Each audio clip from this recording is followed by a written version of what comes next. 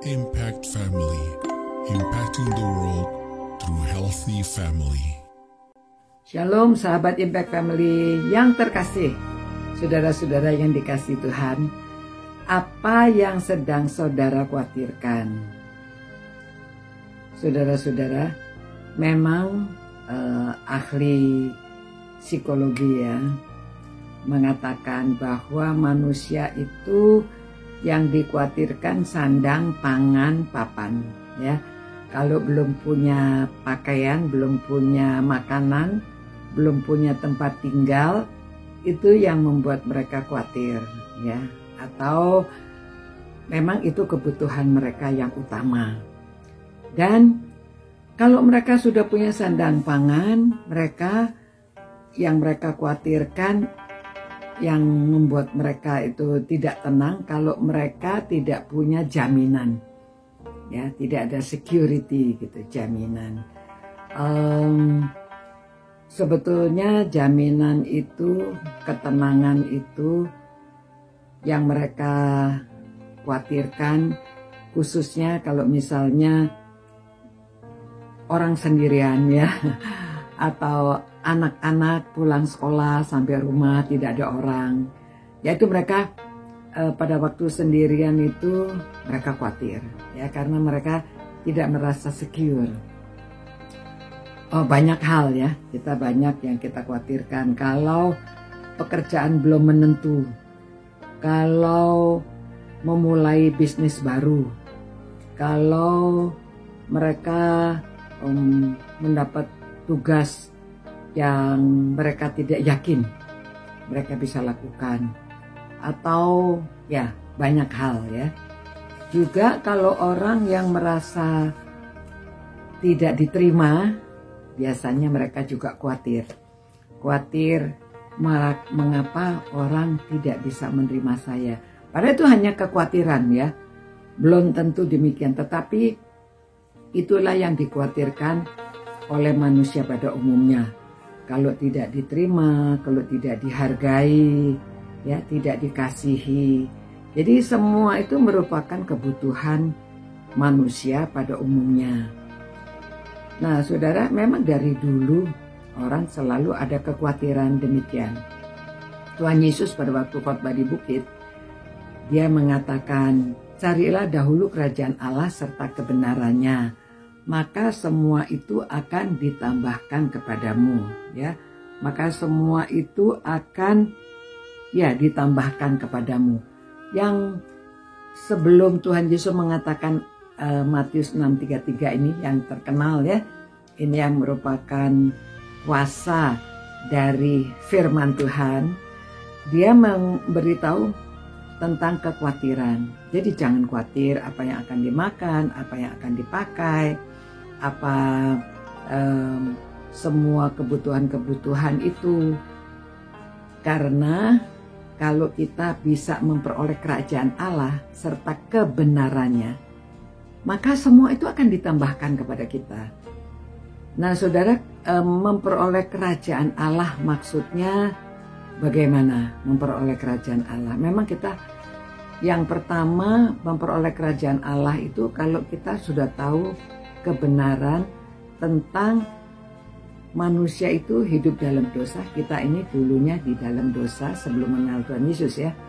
Nah, setelah kita mengerti bahwa Allah sudah memberikan Kristus bagi kita untuk menjadi manusia itu, dia mengorbankan diri, dia disalibkan untuk menebus dosa saudara dan saya.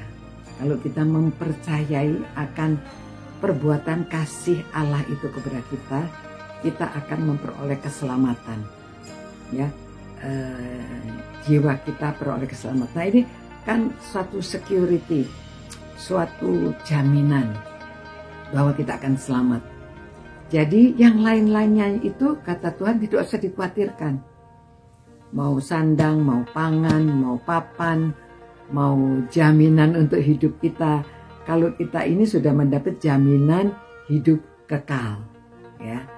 Dan Tuhan Yesus juga mengatakan bahwa Sebab itu janganlah kamu khawatir akan hari besok, karena hari besok mempunyai kekhawatirannya sendiri. Kesusahan sehari cukuplah, ya, cukuplah untuk sehari. Jadi kita itu memang boleh memikirkan hari depan, kita persiapan untuk hari depan, jaminan untuk keluarga, untuk anak, begitu ya. Namun jangan menjadikan kita terikat sampai demikian khawatirnya kita tidak bisa move on, tidak bisa melangkah. Ya, kadang-kadang kalau dalam keluarga ada yang meninggal, khususnya kalau istri ditinggalkan suami, ya merasa ya tentunya kekhawatiran untuk hari depan. Nah, dari ayat-ayat ini Tuhan Yesus memberitahu jangan khawatir. Ya, Tuhan yang akan memelihara. Karena ya kalau burung di udara saja dipelihara, tanaman di hutan saja, di padang saja dipelihara, diberi didandanin sedemikian rupa, apalagi kita. Ya, jadi jangan khawatir. Jadi termasuk saudara sehari-hari, pada kadang-kadang orang berdagang, dia khawatir sehingga dia tidak berani meninggalkan dagangannya untuk beribadah. Ya, jadi ayat ini supaya kita hayati, cari dulu kerajaan Allah serta kebenarannya. Termasuk pada waktu belajar, ya.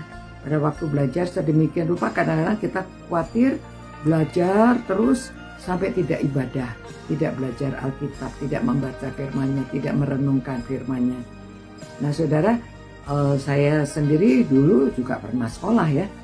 Waktu saya SMA 3, waktu sedang ujian ada KKR di gereja. KKR-nya itu 8 hari, saya anggota paduan suara. Aduh, ya memang hati mau belajar, tetapi tugas kita harus setia di dalam melayani. Jadi saya tetap mengikuti KKR. Namun karena waktunya berkurang, jadi justru fokus pada waktu pulang sekolah cepat belajar. Setelah ikut KKR latihan paduan suara, belajar lagi malamnya. Jadi Tuhan memberi pertolongan, kita bisa mengingat apa yang sudah kita pelajari. Dan akibatnya saya lulus di antara hanya 33% dari sekolah itu. Karena pada zaman itu zaman peralihan antar dari sekolah asing menjadi sekolah Indonesia ya. Jadi saya terkena dan namun puji Tuhan lulus karena saya mendahulukan kerajaan Allah serta kebenarannya. Ya. Nah, saudara-saudara, marilah kita mengerti firman Tuhan ini yang kita renungkan supaya kita mengutamakan dulu pekerjaan Tuhan, utamakan dulu kerajaan Allah. Maka semuanya akan ditambahkan kepada kita. Jangan terlalu khawatir akan hari depan yang masih jauh ya. Karena segala sesuatu bisa terjadi. Orang yang kaya bisa seketika jatuh bangkrut. Orang yang punya kemewahan tiba-tiba ada gempa bumi dan lain-lainnya. Jadi saudara-saudara, itu sebabnya cari dahulu kerajaan Allah serta kebenarannya, maka semuanya akan ditambahkan kepada kita. Terima kasih Tuhan atas janji-Mu yang luar biasa. Biarlah kami berani melangkah bahwa mencari kerajaan Allah serta kebenarannya terlebih dahulu, karena Engkau sudah menjanjikan bahwa yang lain-lainnya akan ditambahkan kepada kami. Terima kasih Tuhan, kami menerima janji-janji-Mu. Dalam nama Tuhan Yesus kami berdoa. Amin.